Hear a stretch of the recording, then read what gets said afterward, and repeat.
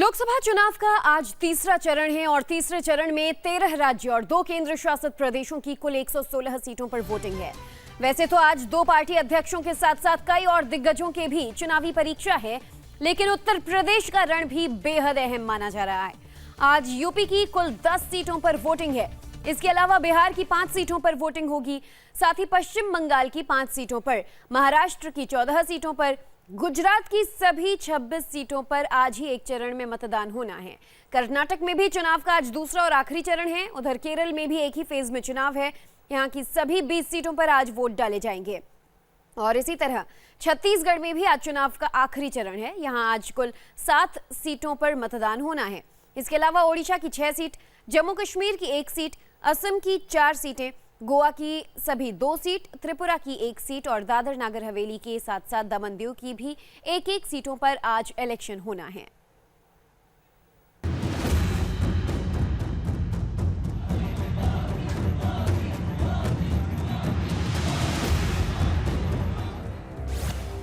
दो चरणों में वोटिंग के बाद देश का सियासी पारा अपने चरम पर है और आज 7 चरणों में हो रहे लोकसभा चुनाव के तीसरे चरण की वोटिंग है। तब दांव पर सबसे ज्यादा 116 सीटें हैं। आज शाम 6 बजे जब तीसरे चरण की वोटिंग खत्म होगी तो गुजरात, केरल, गोवा, कर्नाटक, छत्तीसगढ़, असम, दादर नगर हवेली और दमन दीव की सभी लोकसभा सीटों पर मतदान पूरा हो जाएगा। तीसरे चरण की सबसे खास बात यह है कि बीजेपी और कांग्रेस दोनों ही पार्टियों के अध्यक्ष चुनाव मैदान में हैं। बीजेपी अध्यक्ष अमित शाह पहली बार लोकसभा चुनाव लड़ रहे हैं। शाह गांधीनगर से पार्टी के उम्मीदवार हैं, तो कांग्रेस अध्यक्ष राहुल गांधी भी केरल की वायनाड सीट से पहली बार किस्मत आजमा रहे हैं। अमेठी के अलावा इस सीट से भी चुनाव लड़ने की वजह से राहुल गांधी लगातार बीजेपी के निशाने पर हैं। तीसरे चरण की 116 सीटों में से बीजेपी का लक्ष्य अपनी 62 सीटों को बचाने का होगा, जहां पार्टी ने 2014 में जीत हासिल की थी। ऐसे में ये चरण एनडीए के लिए काफी अहम है। इस बार बीजेपी की परीक्षा उनका गढ़ रहे गुजरात में होगी, जहां प्रदेश की सभी 26 लोकसभा सीटों पर आज मतदान है। केरल में भी आज सभी 20 सीटों पर वोट डाले जा रहे हैं। कर्नाटक में 14 सीट तो बंगाल में 5 सीटों पर वोटिंग होगी।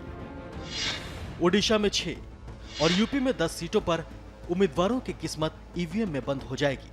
महाराष्ट्र में 40 में से 14 सीटों पर वोटिंग है। असम की 4 सीट, बिहार की 5 और छत्तीसगढ़ की 7 सीटों पर मतदान है। इनके अलावा गोवा की दोनों सीटों पर वोट डाले जाएंगे। इसके साथ ही दादर नगर हवेली और दमन दीव में भी शाम 6 बजे तक वोटर मतदान कर पाएंगे। कर्नाटक के जिन 14 सीटों पर मतदान है वहां बीजेपी की स्थिति मजबूत मानी जा रही है, लेकिन उसे कांग्रेस जनता दल सेक्युलर गठबंधन से कड़ी चुनौती मिल रही है। उधर बीजेपी को उत्तर प्रदेश में भी तीसरे चरण में यादव बाहुल इलाके में कड़ी चुनौती मिल सकती है। समाजवादी पार्टी का गढ़ रहे मैनपुरी, बदायूं और संभल लोकसभा क्षेत्रों में आज मतदान है। सबसे दिलचस्प मुकाबला यूपी की रामपुर सीट पर है, जहां आजम खान और जयप्रदा आमने सामने हैं। बिहार के मधेपुरा में त्रिकोणीय मुकाबला है, जहां पप्पू यादव का मुकाबला एनडीए के दिनेश चंद्र यादव और यूपीए के शरद यादव से है। केरल के वायनाड से राहुल गांधी की किस्मत आज तय होगी। हालांकि अल्पसंख्यक बहुल होने के कारण कांग्रेस के लिए सुरक्षित सीट मानी जा रही है। गांधीनगर लोकसभा सीट पर सबकी नजर होगी। यहां से बीजेपी अध्यक्ष अमित शाह मैदान में है। आज यूपी की मैनपुरी लोकसभा सीट से मुलायम सिंह यादव भी ताल ठोकेंगे। पीलीभीत लोकसभा सीट से वरुण गांधी की किस्मत आज तय होगी। कर्नाटक के गुलबर्गा सीट पर कांग्रेस नेता मल्लिकार्जुन खड़गे के लिए जनता वोट डालेगी। आज से 1 महीने बाद यह तय हो जाएगा कि किसके वादों पर जनता ने एतबार किया है। बीजेपी ने पीएम नरेंद्र मोदी के नाम पर अपना दांव लगाया है, तो राहुल के कंधों पर कांग्रेस की चुनावी नैया पार लगाने की जिम्मेदारी है। और आज जिन 116 सीटों पर वोटिंग है उनमें कई हाई प्रोफाइल सीट्स भी हैं। अमित शाह, राहुल गांधी और मुलायम सिंह समेत कई दिग्गजों की किस्मत आज दांव पर लगी हुई है। आइए चलते मेरी सहयोगी ज्योति मिश्रा के पास, जो आपको बताएंगे आज किन किन दिग्गजों की किस्मत आज ईवीएम में बंद होने जा रही है। बिल्कुल अमित, आज का जो फेज है वो निर्णायक होगा और जो लहर है वो किस तरफ जाती है ये तय करने में सबसे अहम होगा। ऐसे में जिन जिन वीआईपी कैंडिडेट्स की किस्मत दांव पर लगी है उसके बारे में भी आपको बता देते हैं। तो तीसरे चरण में जिन वीआईपी सीटों पर वोटिंग होनी है उसमें सबसे अहम है वायनाड की जंग की बात करें तो यहां से कांग्रेस अध्यक्ष राहुल गांधी पहली बार चुनावी मैदान में उतर रहे हैं। बीजेपी ने राहुल को चुनौती देने के लिए अपने सहयोगी भारत धर्म जनसेना के अध्यक्ष तुषार वेल्लापल्ली को मैदान में उतारा है, जबकि सीपीआई के उम्मीदवार पीपी सुनीर का दावा भी यहां से काफी मजबूत माना जा रहा है।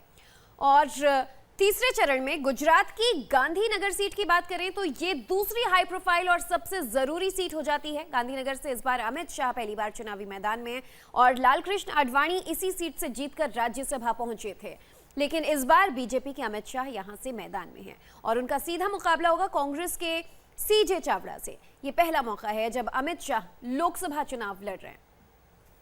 और अब बात मैनपुरी की कर लेते हैं तो समाजवादी पार्टी का ये गढ़ है। मुलायम सिंह यादव इस बार मैदान में हैं और उनका मुकाबला बीजेपी के प्रेम सिंह शाक्य समेत कुल 12 उम्मीदवारों से है। पिछले 8 लोकसभा चुनाव से सपा यहां लगातार जीत रही है, यहां तक कि 2014 की मोदी लहर के बावजूद मैनपुरी और आजमगढ़ में सपा जीते थे और बाद में उन्होंने मैनपुरी सीट छोड़ दी थी, लेकिन फिर मुलायम सिंह यादव एक बार फिर यहां से ताल ठोक रहे हैं। मैनपुरी में अगर समीकरण की बात करें तो 5% मुसलमान वोटर्स हैं और करीब 35% यादव समुदाय के वोटर्स हैं।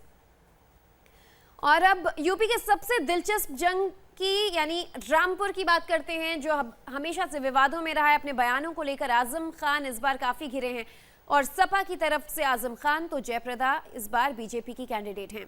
आजम के विवादित बयानों के बाद यहां लड़ाई अब और दिलचस्प हो गई है।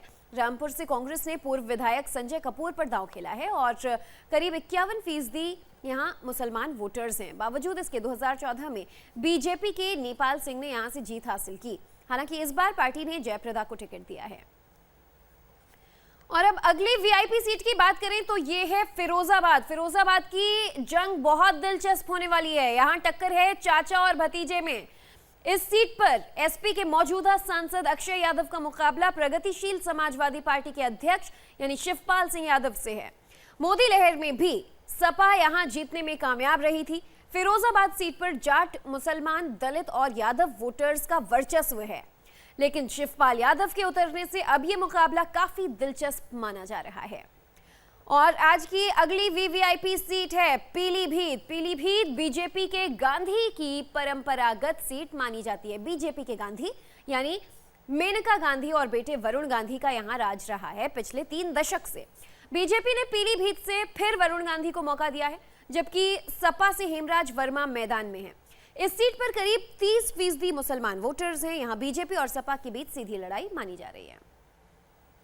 और अब बात त्रिपुरा की तीसरे चरण में आज कर लेते हैं। बिहार की 5 सीटों पर वोटिंग होनी है और इसमें सबसे अहम है मधेपुरा सीट, जहां महागठबंधन के उम्मीदवार शरद यादव का मुकाबला जन अधिकार पार्टी के उम्मीदवार राजेश रंजन उर्फ पप्पू यादव से। और इसके अलावा एनडीए के जेडीयू कैंडिडेट दिनेश चंद्र यादव भी चुनावी मैदान में हैं।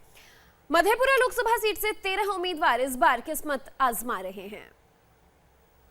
और अब रुख कर्नाटक का कर लेते हैं। कर्नाटक के गुलबर्गा सीट पर 16वीं लोकसभा में कांग्रेस के नेता विपक्ष के नेता रहे मल्लिकार्जुन खड़गे की किस्मत दांव पर थी।